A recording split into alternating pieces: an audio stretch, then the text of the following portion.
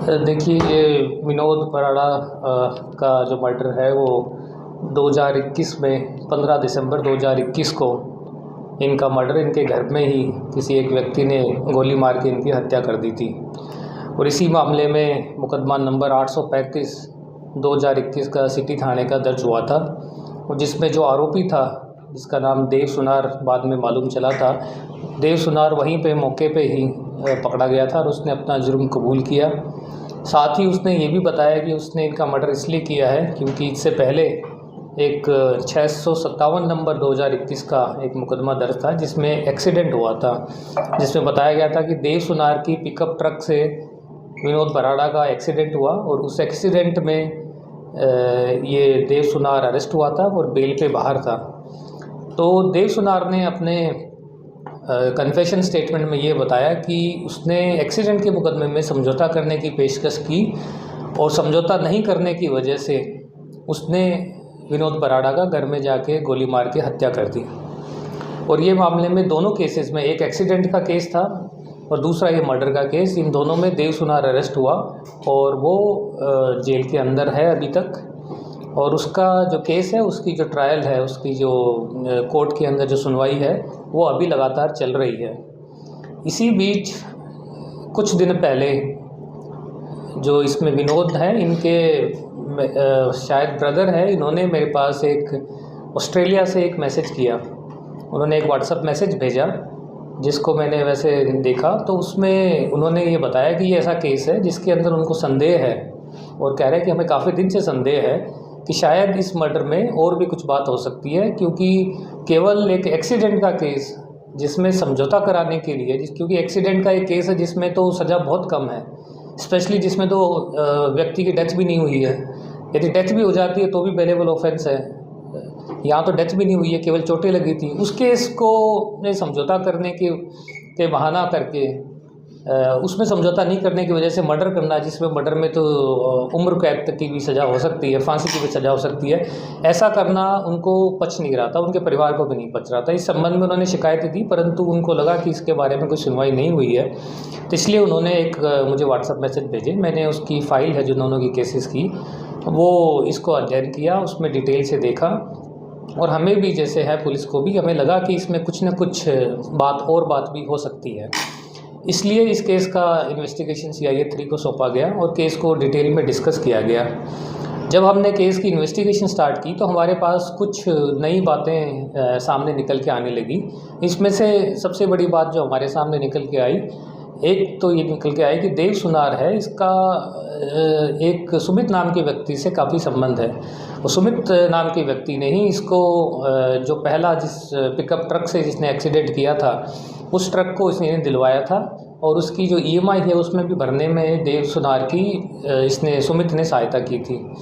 और दूसरा ये हमें ये भी समझ में आया और हमें पता चला कि निधि जो इसकी विनोद पराड़ा की वाइफ है, उसका और सुमित का भी आपस में काफ़ी मेल जोल है, वो संबंध है, और आपस में इनकी काफ़ी बातचीत भी है। इसके अलावा आसपास इनको बाहर घूमने जाना, होटल्स में जाना, मनाली और अन्य जगहों पे भी इनके घूमने फिरने की हमारे पास काफ़ी जो है इसके बारे में हमें सूचनाएं प्राप्त हुई। इस दोनों चीज़ों को हमने क्लब करके इन दोनों को आपस में जोड़ते हुए हमें ये बिल्कुल संदेह हुआ कि कहीं ना कहीं इन दोनों का भी रोल हो सकता है। इसके अलावा हमने कुछ टेक्निकल इनपुट्स हैं वो भी हमने प्राप्त किए, और हमने हर चीज़ को बारीकी से देखा कि देव सुनार है, उसके पास पैसे कहाँ से आ रहे हैं, जेल में पैसे कैसे आ रहे हैं, इनके बच्चों की फ़ीस कहाँ से आ रही है। इन सब चीज़ों का जब अध्ययन किया तब हमें स्पष्ट हो गया कि सुमित कुमार है वही सारा इसका हर चीज़ के बारे में जो खर्चा है, सब चीज़ है, ये सुमित ही इसका देव सुनार का देख रहा है। उसके वकीलों का खर्चा, हर चीज़ देव सुनार का सुमित ही कर रहा था, और सुमित का इसकी वाइफ के साथ में संबंध है।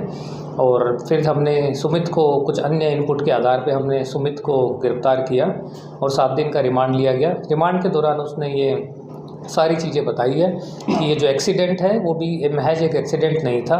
उनकी मंशा ये थी कि विनोद का इस एक्सीडेंट में इसका मर्डर किया जाए, और ताकि ये लगे कि ये एक एक्सीडेंट है, महज एक हादसा है, और यदि वो एक्सीडेंट में सफल नहीं हो पाए, उसमें केवल चोट लगी, उनकी मृत्यु नहीं हुई, तो फिर इन्होंने फिर से निधि और सुमित और देव सुनार ने आपस में मिलके फिर से इसकी योजना बनाई। उन्होंने फिर एक गहरी साजिश रची कि पहले तो समझौते के नाम पे ये मिलते रहे, उसके घर की रैकी करते रहे, ये भी देखते रहे कि घर में कौन होता है, क्या ऐसा पॉसिबल होगा कि उसका मर्डर किया जा सकता है। वो समझौते के बहाने 2 या 3 बार इसके घर पे गया।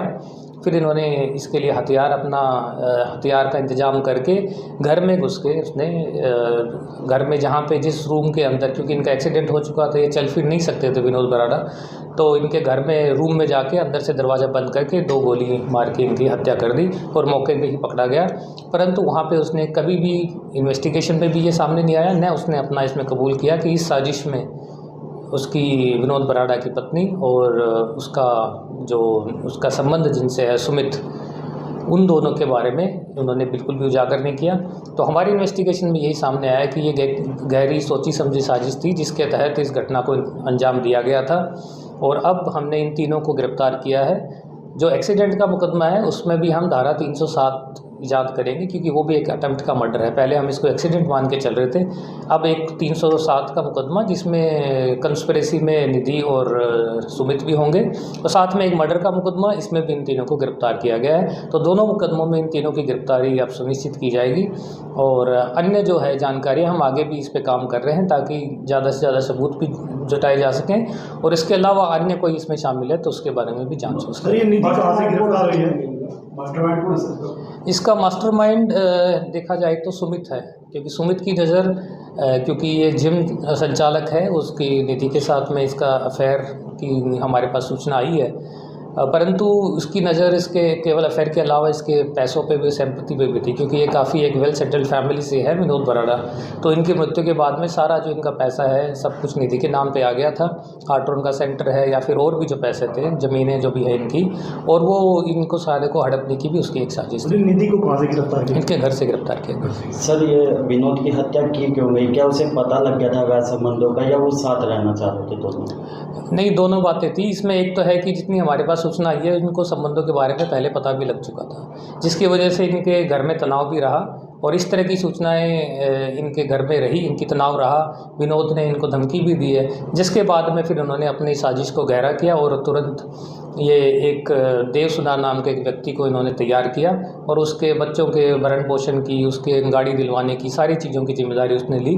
परंतु इनका पहला प्लान फेल हो गया, तो उन्होंने एक नई साजिश रची समझौते के नाम पे, उसके घर में जाके उनकी हत्या करवा दी। देव सुनार और सुमित कहाँ के रहने वाले हैं? सुमित कुमार सोनीपत का रहने वाला है और देव सुनार है वो बठिंडा का रहने वाला है। वैसे शायद ये नेपाल का वासी है जो यहाँ पे आके बसा हुआ है। तो सर, विनोद की हत्या के बाद क्या निधि और सुमित इकट्ठे रह रहे हैं या वैसे मिलना जुलना? नहीं, देखिए, हमारे पास हमने जो इन्वेस्टिगेशन किया है उसमें हमारे पास काफ़ी ऐसे इनपुट आए हैं जिसमें साथ में मिलते रहे, आपस में बातचीत करते रहे, और कुछ ऐसे हमारे पास होटल्स में इनके जाने के उनके बिल्स हैं, उनकी CCTV फुटेज है, वो सब हमने फाइल के अंदर इन्वेस्टिगेशन में की है। उसके अलावा भी हमारे पास और भी इनपुट आएंगे जिनको हम अनुसंधान के दौरान इनको ऐड करेंगे। संपर्क कैसे हुआ उसमें, सोनीपत से बठिंडा से कैसे? सुमित यहाँ पे जिम का संचालक है और उसी जिम के अंदर निधि वहाँ पे जिम करने आती थी, तभी उनकी शायद मुलाकात हुई है और धीरे धीरे इनके आपस में रिलेशन हुए होंगे, और उसके बाद ही इस घटना के बारे में उनको अंजाम देने की शायद सोची है। सर, जैसे इस पे पैसा काफ़ी था, क्या कुछ पैसा भी बांट लिया इन्होंने आपस में? निधि ने उसको पैसा दिया सुमित? अभी तक की जितनी आई है उसमें निधि ही सारा पैसा, जितना भी खर्च होना होता है इनका, सारा निधि के माध्यम से ही किया जा रहा था। गाड़ी का खर्चा हो, इस मर्डर के लगभग 10 लाख रुपए से ज़्यादा ये इसको देव सुनार को दे चुके थे।